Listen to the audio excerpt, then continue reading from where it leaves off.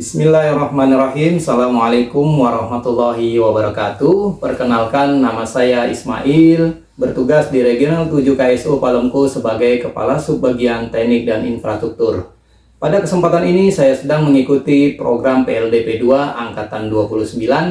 Di video ini saya akan menyampaikan learning point atau resume dari materi kepemimpinan. Pada modul kepemimpinan meliputi materi leadership basic, kemudian behavior of great leader, lalu leadership skill, dan yang terakhir leadership journey. Definisi dari kepemimpinan. Apa sih kepemimpinan itu? Kepemimpinan adalah hubungan di mana satu orang dapat mempengaruhi perilaku atau tindakan orang lain untuk mencapai tujuan. Kepemimpinan adalah kemampuan untuk membimbing, mengarahkan, dan mempengaruhi orang lain.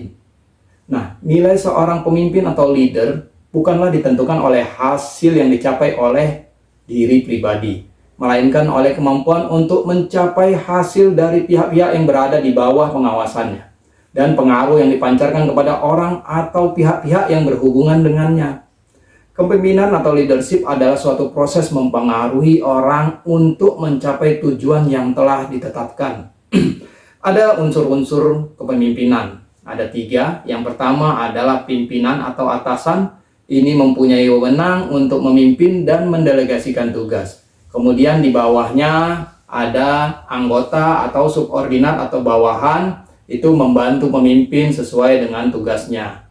Lalu unsur yang ketiga adalah misi untuk mencapai tujuan target yang telah ditetapkan. Ini direalisasi sesuai dengan landasan budaya dan filosofi dari organisasi. Ada quote yang menarik tentang kepemimpinan. Before you are a leader, success is all about growing yourself. When you become a leader, success is all about growing others. Jadi, kesuksesan itu apabila kita dapat mengembangkan orang lain. Jadi, fungsi peran pemimpin ada 4. Yang pertama, pemimpin itu harus sebagai panutan, di mana dia menjadi contoh dan role model bagi anggotanya.